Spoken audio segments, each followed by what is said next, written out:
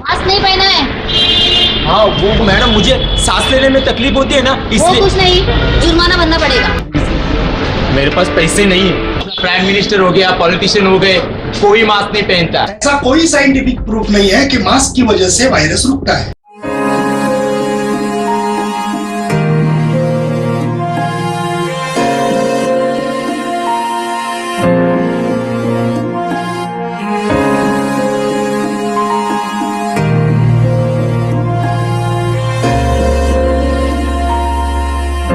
हाल ही में आपने एक खबर सुनी होगी कि एक बच्ची के साथ अत्याचार करने वाले आरोपी को उसके पिता ने गोरखपुर कोर्ट में मार दिया, क्योंकि उस बच्ची के पिता को अपनी न्याय व्यवस्था पर विश्वास नहीं था।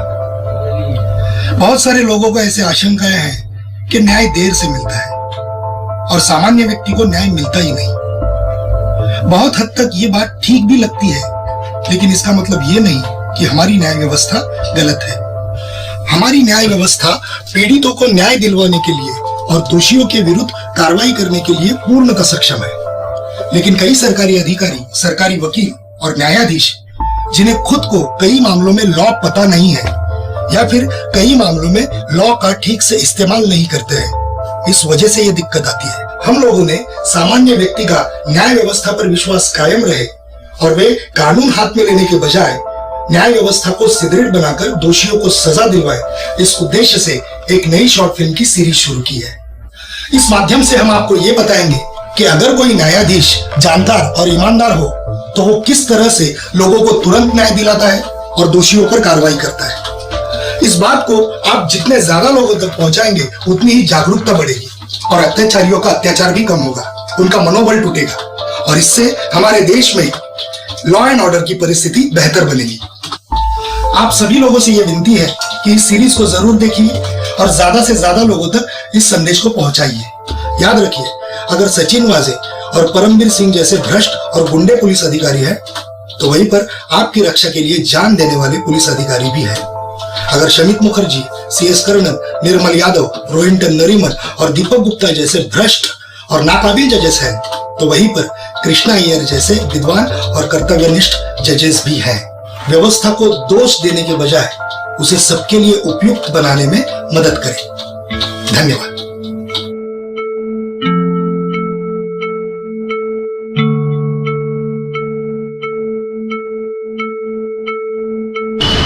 एक मिनट, साइड में आइए। क्या हुआ? क्या हुआ? समझे क्या हुआ? क्या? मास्क नहीं पहना है। हाँ वो मैडम, मुझे सांस लेने में तकलीफ होती है ना, वो इसलिए। कुछ नहीं, जुर्माना भरना पड़ेगा। जुर्माना? लेकिन मैडम मेरे पास तो पैसे नहीं है तो पुलिस को बुलाना पड़ेगा। पुलिस? मैडम प्लीज मेरी बात सुनिए ना। क्या है, नया नया जॉब लगा है मुझे। लॉकडाउन में ना नौकरी भी चली गई, 1 महीना भी नहीं हुआ अभी काम पे लगे हुए। बात आपकी सही है, लेकिन मैं भी मेरा काम ही कर रही हूँ, ठीक है? पैसे तो आपको भरने ही पड़ेंगे, या फिर पुलिस देखेगी आगे का काम। और एक बार मैं आपको पुलिस के पास ले चलूँ तो फिर। मैडम प्लीज, लेकिन मेरे पास सच में पैसे नहीं है। चाहिए तो आप चेक कर लीजिए ना। हमारे पास दूसरा कोई काम धंधा नहीं है क्या? हाँ, दुनिया में क्या चल रहा है तुम्हें पता भी है? तुम्हारे जैसे लोगों की वजह से ही ना कोरोना फैल रहा है। एक काम करो, पैसे तो भरने ही पड़ेंगे, या फिर मैं अभी पुलिस को बुलाती हूँ। मैडम प्लीज, मेरे पास पैसे नहीं है, लेकिन मुझे जाने दीजिए ना, मुझे बहुत देर हो रही है मैम। अच्छा, देर हो रही है, ठीक है। ओ साहब! नहीं मैडम, मैडम सुनो ना। साहब आप देख लो, अभी मैं जा रही हूँ। ठीक है साहब, जाने दो ना साहब। साहब वो ऑफिस से फोन पे फोन आ रहे हैं साहब। एक बार गलती हो गई ना, छोड़ दो ना साहब। साहब मैं आपके पैर पड़ता हूँ साहब। साहब प्लीज जाने दो ना। ये कायरे तुझे मत चुप रहने का, एकदम चुप रहने का है? और ऑफिस से फोन आ रहा है ना, तो उनको बोलने का आके पैसा भरो। नौकरी लड़का वो नया नया जॉब है ना साहब, प्लीज। तो पहनने का ना मास्क। साहब वो सांस लेने में तकलीफ होती है इसलिए नहीं पहना। सरकार पागल है ना, नियम बनाया। साहब टीवी पे देख लो, अपना प्राइम मिनिस्टर हो गया, पॉलिटिशियन हो गए, कोई मास्क नहीं पहनता। उनकी तो रैलियां भी चल रही है, तो कॉमन मैन को क्यों तकलीफ दे रहे हो? ज्यादा समझ में आ रहा है क्या? जुर्माना भरना है या नहीं? साहब सच में मेरे पास पैसे नहीं है, नहीं तो मैं दे देता। आप चाहे तो चेक करो ना बटवा। ए बाबा, ये क्या कर रहा है? ऐसा कॉमन पब्लिक का बटुआ चेक करने का राइट्स नहीं है हमारे पास। तो फिर क्या कॉमन पब्लिक को हरास करने का राइट है इनके पास? किस अधिकार से इन्हें रोका गया? किस अधिकार से गलत चार्ज लगाया गया? ऑब्जेक्शन जज साहब, कोई गलत चार्ज नहीं है। इन जैसे गैर जिम्मेदार लोगों की वजह से बाकी सब लोगों को परेशानियां झेलनी पड़ती है। इनको इनके जिम्मेदारी का कोई एहसास ही नहीं है। आज इस देश में जो मुसीबत की घड़ी आई है, इतने लोगों की जानें चली गई है, लेकिन इन सब से इन लोगों को कोई फर्क ही नहीं पड़ता। सब मिलकर यह कोशिश कर रहे हैं कि इस भयंकर बीमारी को कैसे रोका जाए, लेकिन इन लोगों को इस बात की गंभीरता से कोई लेना देना ही नहीं है। इसलिए मैं आपको विनती करता हूं कि इन्हें इनकी गुनाह की लायक सजा दी जाए।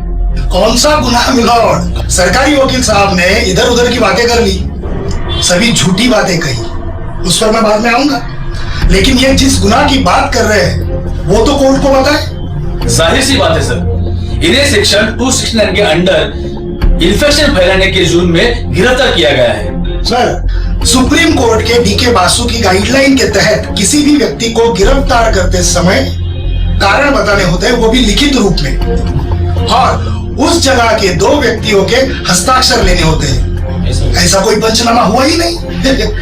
पुलिस के पास इन्फेक्शन फैलाने का कोई सबूत ही नहीं है माय लॉर्ड, और ऐसे में पुलिस अधिकारी कंटेम्प्ट ऑफ कोर्ट और आईपीसी 220, 341 और 342 के तहत सजा के हकदार है। सर, पर मास्क नहीं लगाओगे तो इन्फेक्शन फैलेगा ही ना। ऐसा कोई साइंटिफिक प्रूफ नहीं है कि मास्क की वजह से वायरस रुकता है। सरकार के आईसीएमआर विभाग ने और हेल्थ मिनिस्ट्री ने लिखित में दिया है कि उनके पास कोई सबूत नहीं है कि मास्क लगाने की वजह से इंफेक्शन नहीं फैलता है। तो मिलॉर्ड, लोगों से जो पैसे लिए जा रहे हैं फाइन के नाम पर, जिस तरीके से लिए जा रहे हैं, डराकर धमकाकर, मैं कहूंगा ये एक तरीके का एक्सटॉर्शन है। इन्फेक्शन तो मास्क पहनने वाला या फिर वैक्सीन लेने वाला भी फैला रहा है, तो इस बात का कोई सेंस ही नहीं बनता मिलॉर्ड। और इन्हें यहां पर जो पकड़ के लेके आए हैं, इस बात का भी कोई सेंस नहीं बनता, क्योंकि मिलॉर्ड, मास्क की जो साइज होती है वो माइक्रोमीटर में होती है और वायरस का नैनोमीटर में। इसका यह मतलब है कि मास्क के एक छेद में से सैकड़ों वायरस अंदर जा सकते हैं, तो फिर मास्क किस लिए? गवर्नमेंट ऑफ इंडिया ने आरटीआई के जवाब में कहा है कि उनके पास ऐसा कोई वैज्ञानिक प्रमाण नहीं है कि मास्क लगाने से वायरस रुकता है। आगे ये लिखा है कि healthy people should not wear the mask. जैसे कि आप देख रहे हैं ये हेल्दी है। Wearing mask is not mandatory. Milord, वैज्ञानिकों ने 32 स्टडीज की है, 32, जिसके हिसाब से मास्क का अपने शरीर पर बहुत ही हानिकारक साइड इफेक्ट होता है। जैसे कि लंग्स डैमेज होगा, आपके शरीर का ऑक्सीजन जाएगा। अब ऑक्सीजन जाएगा मतलब जब आप ऑक्सीमीटर लगाएंगे तो ये पाएंगे कि ऑक्सीजन कम है शरीर में। अगर ऑक्सीजन कम है शरीर में, इसका मतलब कोविड पॉजिटिव, मतलब कोविड से लड़ने की ताकत ही आप खो देंगे। यह एक षड्यंत्र है वैक्सीन कंपनियों को फायदा पहुंचाने के लिए। अगर मास्क मैंडेटरी नहीं है तो फाइन किस बात का दिया जा रहा है? ऐसा कोई रूल ही नहीं है। जब ऐसा कोई रूल बनाया जाता है तो section 78 of disaster management act कहता है कि इनको पार्लियामेंट में प्रोड्यूस करके फिर उसका लॉ बना के लेना है, और लॉ बनाने के लिए आपको यह प्रूव करना पड़ेगा कि मास्क की वजह से वायरस रुकता है, या फिर मास्क का फायदा है, या फिर उसके जानलेवा दुष्परिणाम नहीं है। मिलॉर्ड, आईपीसी 188 में से एफआईआर रजिस्ट्रेशन का पुलिस को कोई अधिकार ही नहीं है, और ये मेरा कहना नहीं है, ये मुंबई हाई कोर्ट का जजमेंट है। HLS शवे versus state 2020 SCC online Bom 959, और बिना आधार के अंडर 269 लोगों को इन्फेक्शन फैलाने के जुर्म में गिरफ्तार किया जाता है। ये ज्यादती है मिलॉर्ड, ये पद का दुरुपयोग है, ये बेलेबल सेक्शन है। पुलिस अरेस्ट कर नहीं सकती, लेकिन किया है। तो जज साहब, मैं आपसे विनती करता हूं कि इनका कोई जुर्म ही नहीं है तो इन्हें बाइज्जत बरी कर दिया जाए और आरोपी पुलिस वाले के खिलाफ आईपीसी 341 के तहत गलत तरीके से रोकने के लिए, आईपीसी 220 बिना मतलब रोक के रखने के लिए और आईपीसी 221 फॉल्स चार्ज गलत इल्जाम लगाने के जुर्म में कांस्टेबल साहब को 7 साल की सजा दी जाए और सीआरपीसी के सेक्शन 357(3), 250, 342 के तहत मेरे क्लाइंट को कॉम्पेंसेशन के तौर पर 10 लाख रुपए दिए जाए। थैंक यू जज साहब। बताइए आपके पास क्या सबूत है कि इसने इन्फेक्शन फैलाया? मास्क नहीं पहना मतलब इन्फेक्शन फैलाना नहीं होता। कितने दिनों से आप पुलिस डिपार्टमेंट में काम कर रहे हो? लीगल सबूत चाहिए, लीगल। आपने क्यों इसे पकड़ा? वो सर सीनियर के आदेश थे सर। सीनियर आपको कुएं में कूदने को कहेगा तो आप कूद जाओगे? आपको पता नहीं है कि आपको कोई भी आदेश दे पर आपको केवल कानून के हिसाब से ही करना है। आप सुप्रीम कोर्ट का नंदिनी शतपथी और एमपी द्विवेदी का आदेश पढ़िए। ये फाइन किस नियम की तहत लिया जा रहा था? सर वो बीएमसी का नियम है सर। बीएमसी के कमिश्नर का? बीएमसी के कमिश्नर के राष्ट्रपति हो गए? क्योंकि डिजास्टर मैनेजमेंट एक्ट में किसी भी तरह का फाइन लेने का कोई प्रोविजन नहीं है और जब तक पार्लियामेंट में नया कानून बनाया नहीं तब तक आप कुछ भी फाइन लेते हो तो गैर कानूनी माना जाता है, ऑफेंस ऑफ एक्सटॉर्शन माना जाएगा। तो मैं मार्शल के खिलाफ एक्सटॉर्शन का सेक्शन 385 और अन्य धाराओं के तहत प्रोसिक्यूशन में ऑर्डर करता हूँ क्योंकि इन्होंने पुलिस की धमकी देके पैसा वसूल करना चाहा। सरकारी वकील साहब, आप आपका कर्तव्य भूल गए हो। आप सरकारी वकील हो, आप पहले ऑफिस ऑफ कोर्ट हो, आप पुलिस के माउथ पीस नहीं हो। आप पोस्टमैन की तरह काम नहीं कर सकते हो। जो पुलिस ने बोला और आपने कोर्ट को बोल दिया। अगर किसी व्यक्ति को गलत तरीके से पकड़ा गया है तो यह आपकी जिम्मेदारी है कि आप कोर्ट को बताएं कि इस व्यक्ति पर अन्याय हुआ है। उसको वकील लगाने की जरूरत नहीं है। आप सुप्रीम कोर्ट का शिव कुमार का आदेश पढ़िए तो आपने भी प्रोफेशनल मिसकंडक्ट किया है। क्या आपको ये पता है कि इन्वेस्टिगेशन करते समय दोनों बाजू का पक्ष लिया जाता है? तो जब ये व्यक्ति मास्क क्यों नहीं लगा रहा है इसके बारे में आपने जो कारण दिए हैं और इन्होंने जो साइंटिफिक डॉक्यूमेंट्स और केंद्र सरकार के आरटीआई दिए हैं उसका आपने इन्वेस्टिगेशन क्यों नहीं किया? आप जरा सुप्रीम कोर्ट का बाबू भाई का आदेश पढ़िए, आप जुगल किशोर का आदेश पढ़िए, ऐसे और कई जजमेंट है। तो आपने इन्वेस्टिगेशन जो है वो आपने पक्षपात पूर्वक किया है, इसलिए आप कंटेम्प्ट ऑफ कोर्ट के भी आरोपी हो। अगर कोई व्यक्ति पुलिस को गैर कानूनी काम करने से रोक रहा है, भारतीय संविधान का अनुच्छेद 51A में क्लियर लिखा है, तो हर नागरिक का कर्तव्य है कि देश की संपत्ति का रक्षण करे, उनके सभी भाई बहनों की जान माल का रक्षण करे। तो वो व्यक्ति संवैधानिक कर्तव्य निभा रहा है। अगर पुलिस उसके ऊपर झूठा चार्ज लगाए तो वो नहीं बल्कि पुलिस गैर कानूनी काम कर रही है। दिल्ली उच्च न्यायालय का अनिरुद्ध बहल और सुप्रीम कोर्ट का इनडायरेक्ट टैक्स प्रैक्टिशनर एसोसिएशन का जजमेंट पढ़ लीजिए।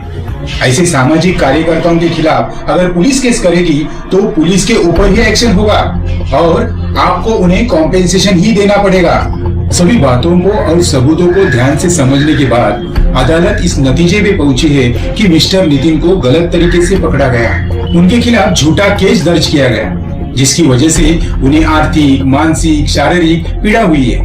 ये अदालत नितिन को बाइज्जत बरी करती है और आरोपी पुलिसकर्मी तथा महापालिका के मार्शल के खिलाफ गिरफ्तारी का वारंट जारी करने का आदेश देती है और उन्हें तुरंत गिरफ्तार कर जेल भेजा जाए और सीआरपीसी 342, 250 के तहत यह आदेश देती है कि दोषी पुलिस और महापालिका के मार्शल को दोनों मिलाकर पीड़ित नितिन को 2 लाख रुपए नुकसान भरपाई के तौर पर दे।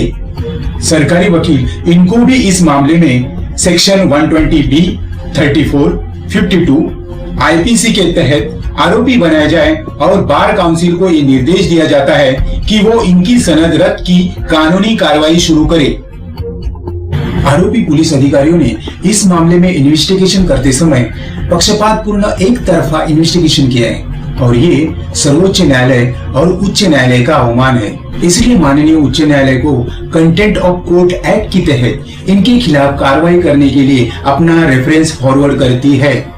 ये होता है ईमानदार और जानकार जज होने का असर है, जिन्होंने परिस्थिति की सच्चाई को पूरी तरीके से समझा और फिर जो गलत है, फिर चाहे वो न्याय व्यवस्था से जुड़े हो या फिर सरकार से जुड़े हो, जैसे कि सरकारी वकील, पुलिस कांस्टेबल, महापालिका के मार्शल, किसी को भी बख्शा नहीं गया। ये होती है न्याय व्यवस्था की ताकत, कानून की ताकत। कानून से डरे नहीं, बल्कि कानून को समझे, कानून से जुड़े, हमसे जुड़े।